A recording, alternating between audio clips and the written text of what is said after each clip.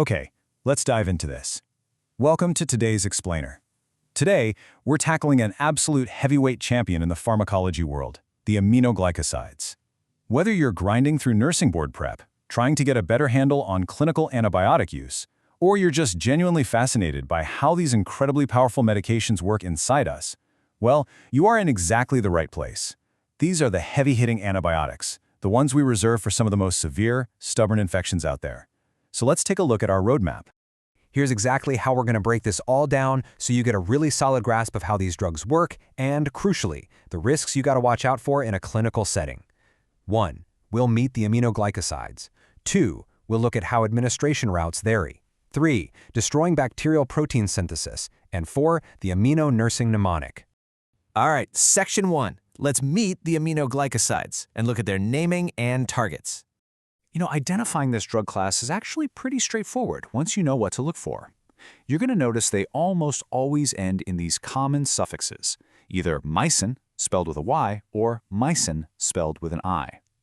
Two prime examples you're going to see all the time on the floors are gentamicin and tobramycin. Spotting this suffix is really your first line of defense, right? It instantly helps you build that pattern recognition you absolutely need for board exams like the NCLEX, or just for quickly sizing up a patient's med list in the hospital. When you see that suffix, your brain should immediately flag, okay, heavy-hitting antibiotic. But what exactly are they fighting? So the crucial point is that their primary target is gram-negative bacteria. Guys, these are not your everyday run-of-the-mill antibiotics you pick up at the pharmacy for a minor earache. No way. Aminoglycosides are the big guns. We're talking about deploying them to treat severe, literally life-threatening conditions. Think sepsis, severe respiratory infections, intense intra-abdominal infections. They're brought in when the stakes are incredibly high, and the bacteria are just notoriously tough to beat. Moving right along to Section 2, how administration routes vary. And get ready, because there's a bit of a plot twist here with the neomycin exception. Generally speaking, aminoglycosides are given intravenously, through an IV, or intramuscularly, via an IM injection. Why? Well, because they're poorly absorbed orally. If you swallow them, they just don't easily make it into your bloodstream to fight off a systemic infection. But here's that plot twist I mentioned, neomycin. Neomycin is the odd one out because it is given orally. Now, since we just established it isn't absorbed well into the blood, why on earth give it orally? Well, because the goal here actually isn't a systemic cure. The goal is gut decontamination. If a patient is about to undergo abdominal surgery, doctors will use oral neomycin to effectively perform GI sterilization from the inside out. The drug basically just hangs out in the gut, wiping out the local bacteria so the patient doesn't develop some massive infection after being opened up surgically. It's honestly a brilliant way to use the drug's poor oral absorption to our advantage. But there's actually another major reason we use oral neomycin. And that reason is for a condition called hepatic encephalopathy. Basically, this is a really dangerous condition where a patient's liver is failing. And when the liver fails, it can't filter out waste, which leads to this toxic buildup of substances in the body, most notably a toxin called ammonia.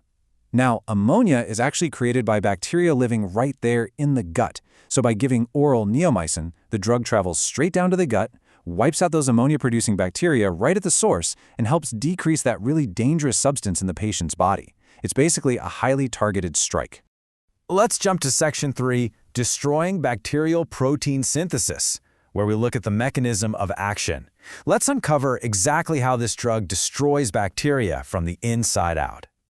The real key to their destructive power actually comes down to one highly specific number, 30S. See, aminoglycosides inhibit protein synthesis by binding specifically to a part of the bacterial ribosomal subunit known as the 30S subunit. By locking on right there, the drug just completely disrupts the bacteria's ability to create the proteins it literally needs to survive. This results in a super strong bactericidal effect, meaning it doesn't just slow them down, it actively kills the bacteria. All right, Section 4, the amino-nursing mnemonic, and our critical takeaways. Let's move to and see how this builds into an incredibly practical tool for patient safety. This overarching amino acronym is practically your ultimate clinical cheat sheet. It's designed to lock this drug's profile permanently into your memory. It stands for assess peak and trough, monitor kidney function, IV/IM route, neuromuscular blockade, and ototoxicity. You see, because aminoglycosides are so intense, they come with some really severe side effects, meaning healthcare providers have to be incredibly vigilant. This little tool ensures you're never going to forget what to monitor when your patient is on these heavy hitters. So let's break down each letter one by one. We're starting off with A, assess peak and trough. Aminoglycosides have what we call a very narrow therapeutic range. Basically, the line between the drug actively saving the patient's life and the drug severely poisoning the patient, well, it's incredibly thin. Because of that, we have to draw the patient's blood to check these levels constantly. The peak is the absolute highest concentration of the drug in the body, and the trough is the lowest concentration, which is measured right before the very next scheduled dose. Okay, so when exactly do you draw the blood for that peak level? Well, that brings us to another critical number, 30. You want to measure the peak level exactly 30 minutes after the IV finishes infusing. Now, if the medication was given as an IM injection instead, you'd actually measure it 1 hour after the dose. But timing is absolutely everything here, just to ensure the drug isn't reaching toxic levels in the bloodstream. Next up, we group M and I together. M stands for monitor kidney function. Because these medications are highly nephrotoxic, meaning they're really hard on the kidneys, you've got to constantly check the patient's creatinine and BUN levels with blood tests. Plus, you need to strictly watch their I's and O's, their inputs and outputs, just to make sure they're actually still producing urine. The I simply reminds us of what we touched on earlier. IV or IM is usually the only route given for systemic infections, which circles right back to how the drug is absorbed.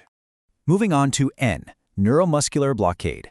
And this brilliantly illustrates where the stakes get incredibly high in real-world clinical applications. Patients can experience severe muscle weakness, which, in the absolute worst-case scenarios, can lead to respiratory failure if their breathing muscles get affected. You have to watch them so closely. And honestly, this risk multiplies exponentially if the patient already has a pre-existing neuromuscular disorder, like myasthenia gravis, for example. Finally, we reach O, ototoxicity, which basically means severe damage to the ears. You have to continuously assess your patient for ringing in the ears, sudden hearing loss, or even just balance issues. And here is where the whole picture really ties together. The risk for this ear damage increases drastically if the patient's trough levels remain too high or if they've been on the medication for a prolonged period. Basically, if the body isn't clearing the drug out efficiently between doses, it just starts attacking the ears. So, all of this leaves us with an incredibly important question to ponder. How do healthcare providers actually balance the absolute necessity of saving a life from severe infections like sepsis against the very real severe risks of permanent hearing loss or acute kidney damage? I mean, pharmacology is rarely a perfect science, right? It's a massive, high-stakes balancing act.